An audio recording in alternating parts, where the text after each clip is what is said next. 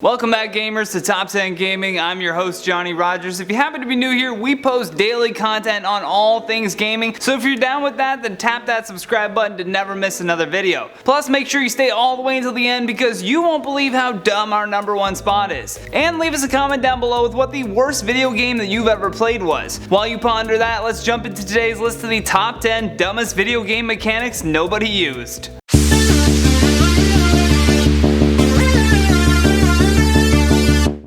At number 10, Refuse to Play. Overall, the Stanley Parable is an incredible game and has many mechanics that are quite thought-provoking to the point where you'll question your own reality. For the majority of the game, you'll want to go against what the narrator is telling you to do, and as a result, the narrator reacts and directs you in new ways. However, a dumb mechanic that was added in is triggered upon the player deciding to do nothing. Nothing, you say? Nothing. If you refuse to leave the area that you start in, the narrator will take you out of the game altogether. The game will drop you in the most confusing new game you'll ever play. There's a cardboard cutout of a happy baby that's slowly crawling towards a fire, and for 4 real-time hours, the game will punish your lack of interest in the Stanley Parable by making you save this baby over and over again. Once you've hit the 2-hour mark, and yes, some have actually done that, the game will change, and instead of saving a baby, you'll have to save a puppy from falling into acid. For whatever reason, if you have 0 things to do with your day and get through this 4-hour torture mechanic, the game will reward you with artistic enlightenment. If you happen to fail these games, the narrator will take things up a notch with the torture aspect and make you play Minecraft. Ugh, what a dumb mechanic. In at number 9, Camera Mode. Why this became a mechanic of video games is beyond me. Perhaps it all began with Pokemon Snap, but it should have stopped there. If we're playing a video game, why would the developers think that we would want to stop the immersive gameplay to take a photo of fake scenery? This mechanic really becomes useless with the integration of live recording and screenshots that many of the newer consoles will allow you to do with any game. In some games, they go as far as dedicating a photo mode trigger in your control settings. This seems like an enormous waste of potential for literally anything else that could have been in its place. If anything, having a camera mode button takes the mechanic from being a useless dumb thing to becoming a source of frustration. I can't count the number of times I've accidentally pressed the camera button midway through playing. Let's do away with this mechanic ASAP. In at number 8, All Can Be Killed. Most games understand the necessity of not allowing your playable character to just kill everyone they see. If the game is mainly story driven, then that means that there will undoubtedly be some characters that will be necessary to complete the game. These pivotal characters are given what's called a trigger, meaning that the protagonist can't harm them in any way. However, the game Elder Scrolls 3 Morrowind throws all of this logic out the window when they decided to use a game mechanic that took away all triggers. So many people would get caught doing something nefarious like stealing, and when trying to escape, believe that the only way out was to kill the person accusing them. Unfortunately, many times the character they killed turned out to be necessary to progressing in the game. Elder Scrolls says, "Oh, you can't beat the game because you got a little too trigger happy?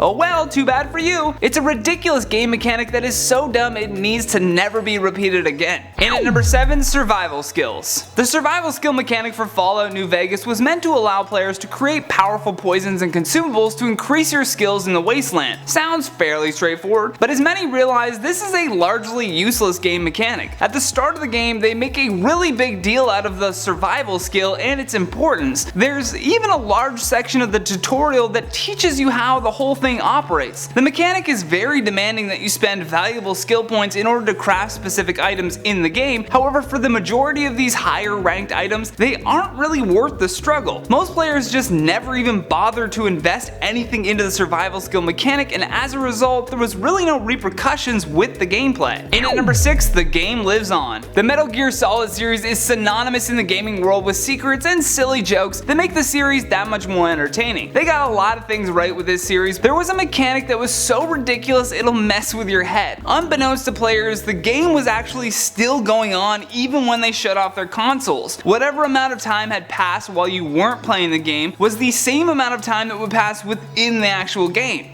So meta. It was a mechanic that attempted to mirror reality to the most extreme extent. Upon returning to your gameplay, many were flabbergasted that some of the more elderly characters they had recently interacted with had suddenly died of old age. Specifically, a character known as the End would die on players while waiting for you to turn on the game just to fight him. Even upon joining back into the storyline, other characters would be quick to speak to you with regret that due to your extended absence, you never got to face off with the world's greatest sniper. The dumbest part of this mechanic is that because you have a real life, whole sections of the game would be skipped just because you wanted to take a break. And at number 5, the Horse Whisperer. Horse taming becomes an available mechanic in Red Dead Redemption during the mission Wild Horses when Bonnie McFarlane gives John Marston a lasso. Now this whole list could just be dumb mechanics that Red Dead included, but for the sake of beating a dead horse, let's just focus on this one. The whole horse taming mechanic was beyond boring, and for the most part as big of a deal as the game makes it, they largely push it aside as the story goes along. Many players didn't want to be bothered with the tedious process of catching a wild horse and breaking it in, that they would just stick with the default one. Plus, once you learn this skill, you don't really need to ever use it again. There's not even a mission later on that requires you to act on this. And at number 4, no do-overs. We are all guilty of losing or not liking the end result of a game and immediately deciding to restart the console to just start from the last save point or sometimes from scratch. Undertale added in a mechanic specifically to address this rage quit epidemic. Everything in the Undertale world, including the storyline, would adjust based on the characters you decided to kill or spare. As a result, this impacted how the game would handle its save points. The interesting thing with this game was that the majority of your problems could be resolved without any violence at all, although it would have been nice if the game explained that from the get-go. Many people, when playing, ended up killing very key players before even leaving the very first section of the game, and upon coming to the realization that they just messed up royally, gamers would delete their save and attempt to start the game over. What we soon found out was that the game and the characters within the game, much like Metal Gear Solid, would remember all of your actions before deleting the save. How? I don't know. This would create new dialogue and even resulted in the monsters in the game teasing you about trying to restart your game. And at number 3, useless torches. For this dumb video game mechanic, Dark Souls 2 had a big time fail. They introduced this new torch lighting system that was meant to assist players when walking through what appeared to be the impenetrable darkness. The game actually forced you to choose between using their torch or a shield to see better. Yeah, I think we'll go with the torch. Although before the game was released, there was a technical downgrade to the point where the darkness went from something you feared to something that you were just annoyed with. Players found that most of the darker portions of the game where you were supposed to need this torch were actually just well lit enough that you could get by without one. So because of this, the game mechanic became absolutely useless and no one ended up ever using it. They even dedicated a portion of your inventory just for this dumb torch. In at number 2, fix your stats.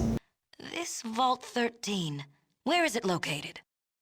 That must be your IQ on your jumpsuit, not a vault number. In a majority of role-playing games, the developers make sure to have a stats section for your character. It's a place where you can see your levels of strength, stamina, charisma, luck, and intelligence. Obviously, based on the levels of each of these stats, your gameplay is affected. If you're too weak, then you can't match up with your enemies. If your charisma is down, you'll have a hard time winning over the NPCs in the game. But the one that we never really considered as being an important fixture is your character's level of intelligence. Fallout, on the other hand, put a prime focus mechanic to operate around your character's intelligence. Within the first 2 games of the series, if you have a lower IQ, the game will relentlessly punish you for this. It literally makes you too stupid to know what is happening in the game. Even when your character responds to others, it's pure gibberish. The reason no one ever uses this mechanic is because if you're too dumb to play, how are you even gonna make it through the story? Your enemies will even take pity on you when you attempt to attack them. How embarrassing. Lastly, on our number 1 spot, Skyrim Lumberjack. Most games pride themselves on how immersive their game is. It's what we always hear at these big gaming conferences when they're releasing a new game. They do this either by way of beautiful graphics or a deep storyline that lets people lose themselves within it. Bethesda's Skyrim, though, completely missed the mark on this fine line of immersive gameplay. They packed it full of reality that made us wonder multiple times, wait, why am I doing this right now? The whole chopping wood for money, followed by the mundane cutscene of hauling a log of wood to saw it, is the definition of dumb. It's a lazy mechanic mechanic that does nothing to contribute to the overall story or gameplay in any way whatsoever. And that has been the top 10 dumbest video game mechanics that nobody used. Thank you so much for watching, and if you enjoyed this video, show us some love by tapping that like and subscribe button. Plus, leave us a comment down below with your thoughts on this list. And for more videos like this one, all you gotta do is click that playlist on your screen. From Top 10 Gaming, I'm Johnny Rogers. Until next time, take care.